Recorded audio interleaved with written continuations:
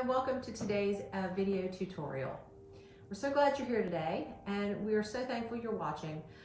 We love to do these instructional videos and show you different ways to create a new finish for your pieces, and we hope that you love it as much as we love teaching it. So before we get started, put your name down in the comments. Let us know where you're from. We love to see where everybody is from all over the country, or all over the world for that matter. So let us know where you're from. My name is Sonja Chandler, and I have a furniture and decor refinishing business here in Nashville, Tennessee called Socks On A Rooster. I'm currently located at Gas Lamp Antiques on Powell Avenue in Nashville, and we have a wonderful selection of Amy Howard products there. So if you're local, you can get those there. And just so there's that. But today's video is going to go over a unique finish, and that is one that is faux marble.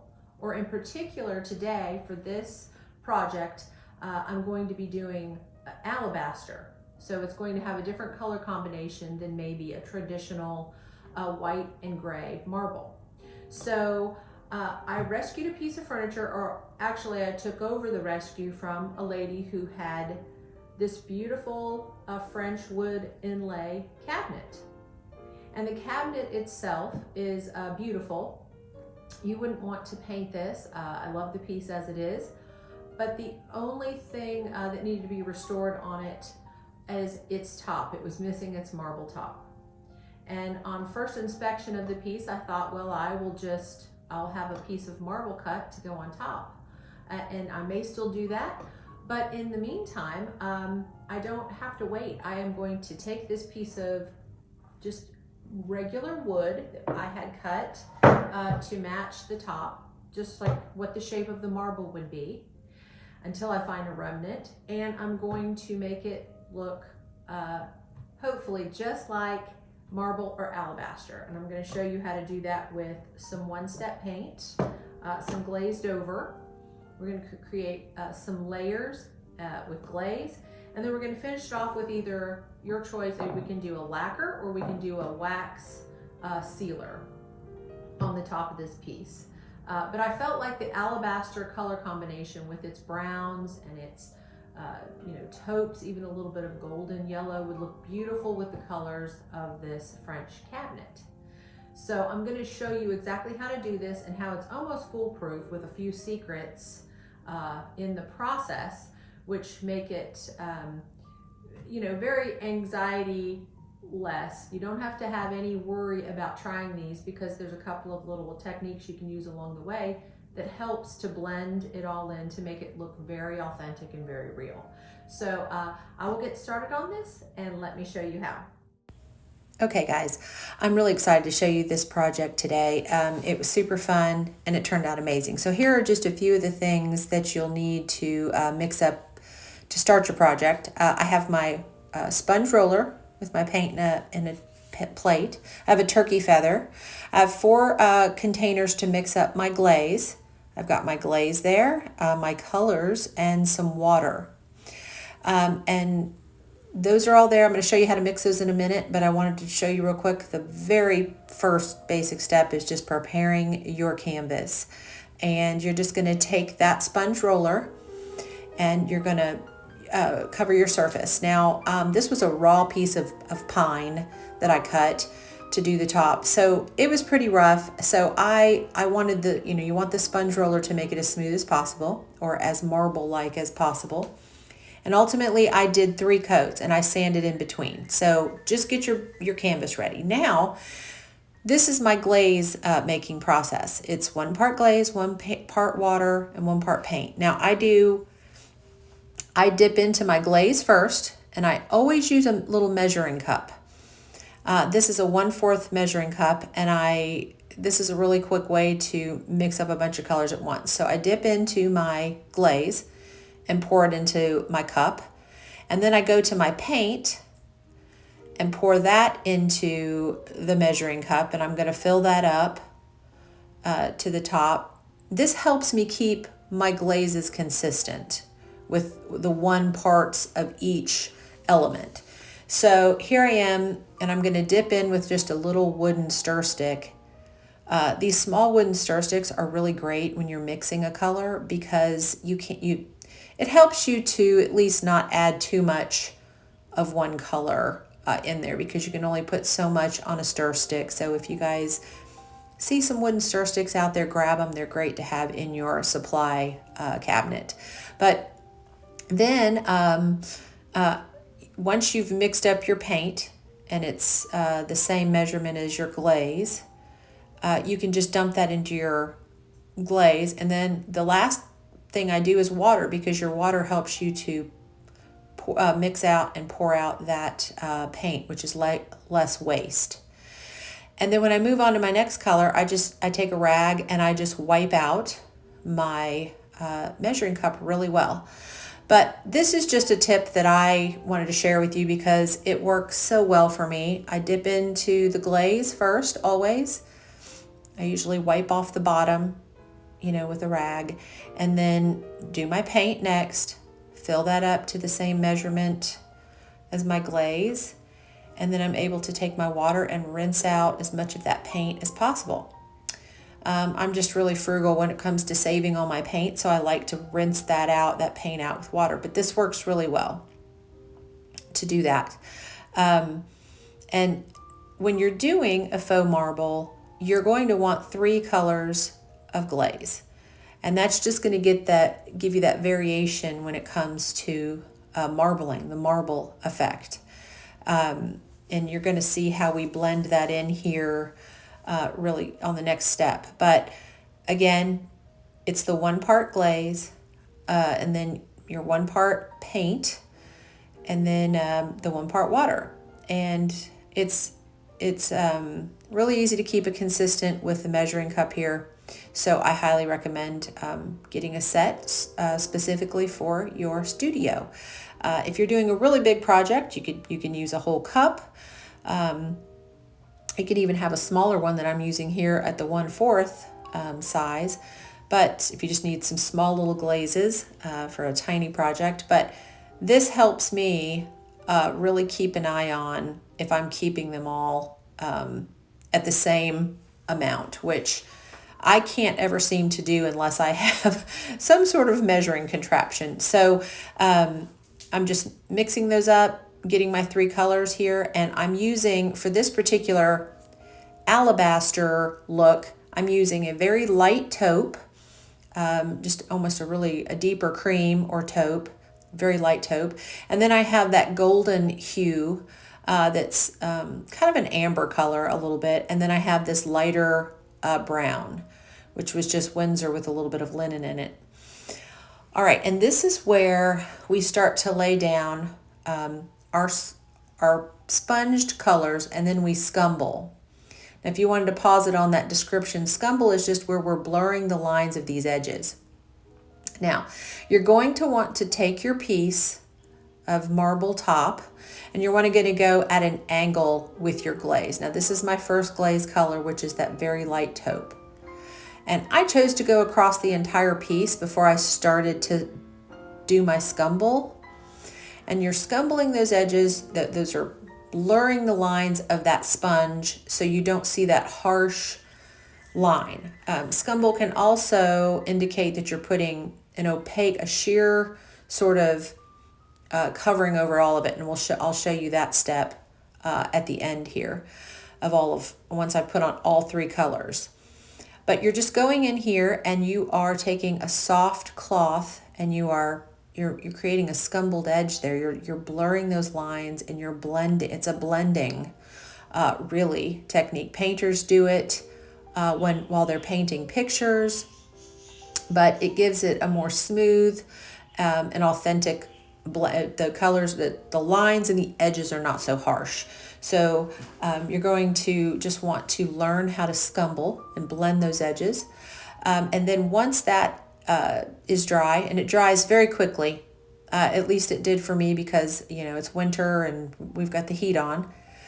So I'm going in with my second color, kind of this amber. I was trying to create this sort of varied pattern here. So I just wanted it in a few areas. And, when you're doing your piece, you'll want a picture to kind of look at and go towards, just like artists do when they have a model in front of them. So have your picture in front of you of what you're trying to create or achieve. And so I just wanted some of this amber color to come through in particular areas. So I did not sponge it over the entire thing. And then I did my Scumble there on that color as well. So just blending that in. And then my last color, I decided to put down this lighter brown, and I'm going in and sponging that in. And this is going to be the one that is the most prominent. It's going to stand out the most. But with it blending in with the other ones, you'll see how it doesn't really take over the entire piece. Now, as I was moving along here, it seemed as if my glaze was drying faster and faster. I'm not really sure if it's just because the layers were layering up, but you can work in sections, work on one end of your board and move across, and that way you can eliminate it not blending. If it dries, you're not going to be able to blur those edges very well, but a mister bottle did help me. So I was misting that glaze, and I was able to blend it a little bit better. You can even buff it and rub it, but this is the stage where I started to see it looks like a piece of stone. It started to really look, with all of this blending and the layering of these 3 color glazes, it started to look like very much like a piece of marble or a piece of stone. It no longer looked like wood. So I was really happy when I started to see this, and I was really, excited to kind of anchor this down, these 3 colors, which is what you're going to do with this all over glaze. So you're going to go with that base color glaze that you made that was the same as your base coat, and you're going to go over all of it. And what this is going to do is it's going to blend everything all together. You are going to go in with your soft pad again there, and you're going to blend. And as you start to blend that, you will see those colors come through, but it's going to look somewhat translucent. So it looks like you're looking down into a piece of marble or alabaster. And this is kind of the secret. This is the secret step of all that kind of really gives it the true authentic look. Instead of seeing a faux marble treatment that maybe looks like a fake marble treatment, this is the thing that helps set it apart, because it pushes those colors down below the surface of this top Ballet white glaze, and it looks like it's a rock or a stone. So I love this step. It blends it all in. It helps you to kind of soften those edges even more than you did when you scumbled each individual color. And then this is just the fun detailing that really makes it look officially authentic. You're going to take your turkey feather here, and then in my plate here I have my brown glaze. This is glaze, but I've watered it down even a little bit more so it wasn't too dark. I put an additional amount of water in it, and you're going to let this feather work for you. And what I mean by that is you're not going to squiggle. You're not going to move it and wiggle it. You're going to lay it down and pull it up. And because it's long and hard for you to control anyway, it's going to wiggle on its own. You do not need to try to make a wavy line. The feather's going to do that for you. And as you can take a dry brush here, as you can see, and I'm kind of patting it in. And when you do that, it kind of looks like it embeds it down into all of your glazes there. But this is a thing you need to practice on a smaller board, which is great fun too, because you can see how this feather works. But if you take your feather and you press it, again, there I am just pouncing with a dry brush because it really gets rid of, it's kind of a scumble in a sense. You're scumbling there as well, but just with your dry brush, softening the edges of those really harsh lines. So if you push down with your feather and you pull up, you're going to get those very natural swoops and sways of the marble veining on your own. You do not want to wiggle it yourself. Again, just push down with your feather and pull up to where it's just barely touching the surface. And when you have it barely touching the surface, you're going to get the very fine, tiny little veins. When you push down your feather down onto that surface is where you're going to get those thicker. And then here I am going in with my white vein. Same technique with the feather. You just push down and then pull up. And this is where it really starts to look like, okay, could that be real marble? And is that real, or is that's because so many marble pieces you see out there, remnants of marble, or have several colors of veining. And then I got the bright idea to do gold veining, gold leaf veining. And any of you that have watched my videos before, you know how much I love gold leaf overall. So I decided to take some gilding size and put it in a plate and do the same fine little gold veins running along here as the brown and the white veining. And I loved it. I did this as kind of a design choice for myself. Whether it's authentically in a real piece of marble or not, that's left to be said, I guess. But I knew that I wanted to do some fine little pretty veins of gold leaf. And my camera cut off, but I did do the veining here with the sizing adhesive. And then I did believe I was filming and showing you guys how to lay your gold leaf over it. But what you'll want to do when you get your sizing on, if you do the gold leafing veining, you're just going to pull your board up so you can see where it's shiny. And your gold leaf sizing will be very shiny, and you will see all of the veins very quickly. Then you're going to lay your gold leaf down, take a dry brush, and then you'll be able to knock off the excess. And as you can see there, it turned out really pretty. I'm glad that I added that gold veining at the very end. You could do an entire wall with this, and it would be stunning with the gold veining throughout. I say practice on a little board.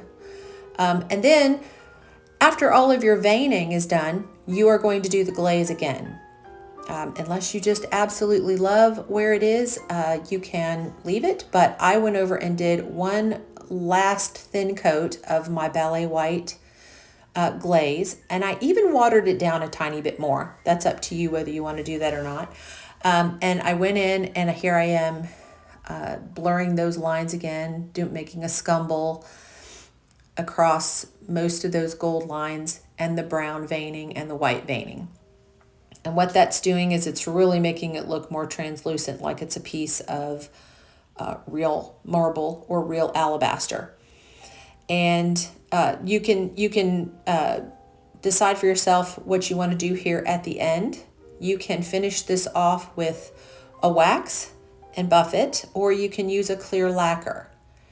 Here I used a Mind Your Own beeswax, and I just did a thin layer, and I allowed that to dry, and then I came back with a very soft cloth once it was dry, and I just gave it a really good buff to where a sheen came out. But you can use either one of those. That's the clear lacquer, the Bright Idea lacquer, Amy Howard, and that would make it a beautiful shiny sheen, a higher gloss sheen. I do love the sheen of the wax, so I went in and I let the first layer dry and buffed it, and then I put down a second thin layer of Mind Your Own beeswax, and it shined up beautifully, as you can see right there.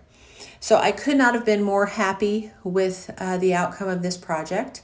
It turned out beautifully. Both my husband and my adult sons truly thought that it was marble, and I appreciate them for that that support there. But it did turn out absolutely wonderful, and I don't know that I'll even replace this with a real piece of marble because it's exactly what I wanted. So I hope y'all enjoyed this, and thank you so much for watching.